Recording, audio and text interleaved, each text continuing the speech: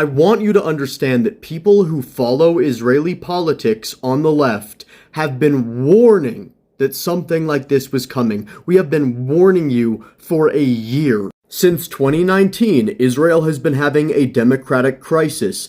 This all started when Prime Minister Netanyahu was brought up on multiple charges of corruption. Since then, he has done everything possible to cling to power.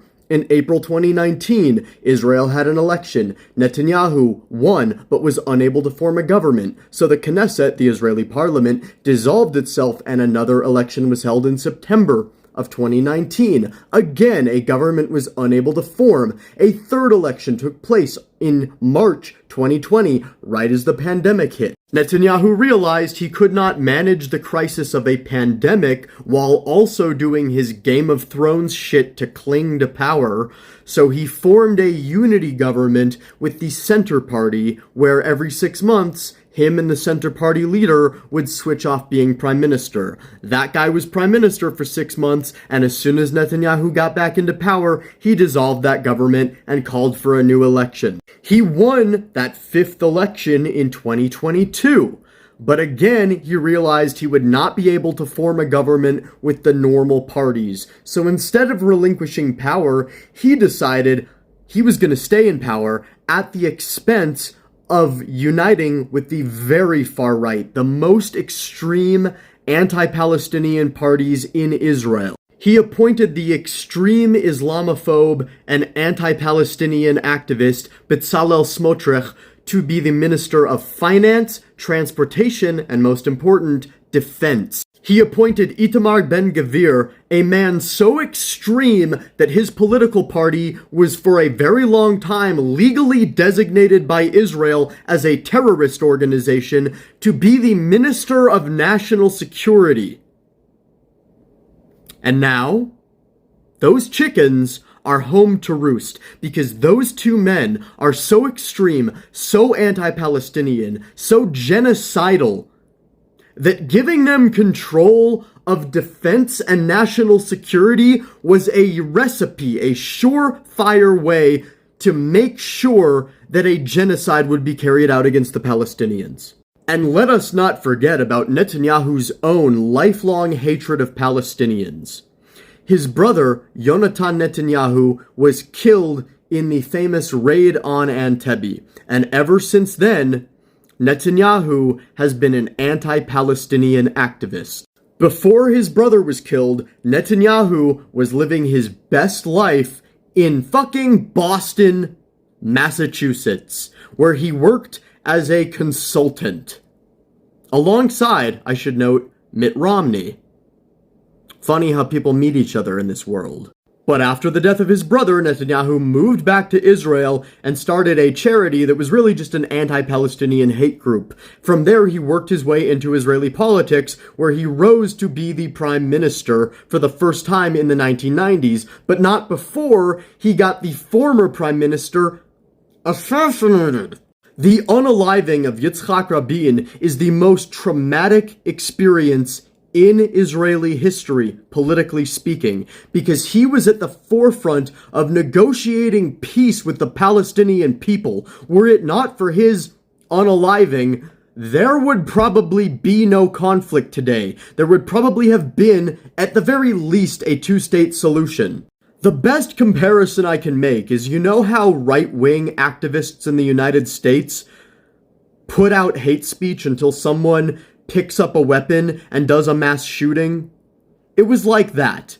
Netanyahu and the people allied with him put out so much hate speech against Rabin that one day, during a speech in Tel Aviv, someone just got him. Parts of the Israeli press accused Netanyahu of, quote, cheering from the balcony after Rabin's unaliving. But let's jump back to the modern day. I'm not even going to go into his corruption scandals because they are so complicated that I had to write a very long paper for them when I was in journalism school. Let's instead focus on the current government. Just before this so-called war broke out, there were hundreds of thousands of Israelis protesting Netanyahu outside the Knesset and in the streets of Tel Aviv. Why?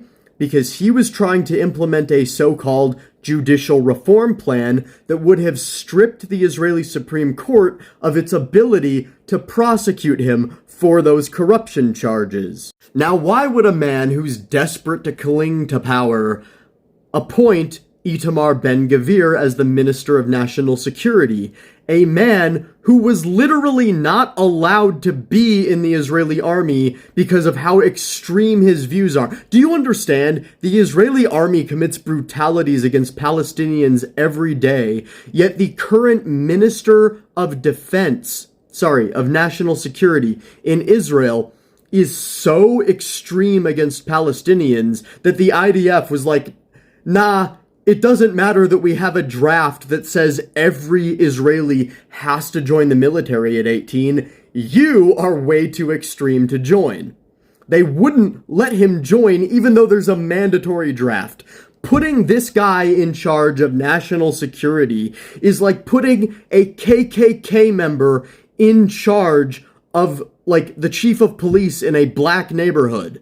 Then Netanyahu puts Bezalel Smotrich in charge of the defense ministry, a guy so extreme he wants to make it illegal for Israelis to marry Palestinians. One time, this guy got asked what he would do if another intifada happened, and he said, I would shoot them, I would jail them, or I would expel them out of Israel.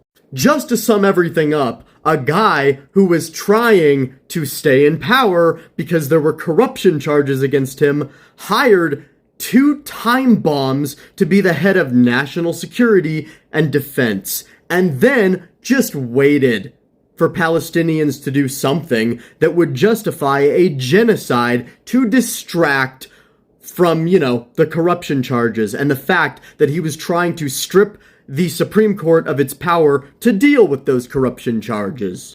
Obviously, the roots of the Israeli occupation go back 75 years, and it is all fucked. But this man in particular is responsible for making it so much worse and bringing it to the point of actual genocide. I will just leave you with this. When Netanyahu was elected as prime minister for the second time, in the early 2000s, he promised that he would smother any chance of peace with the Palestinians with a pillow.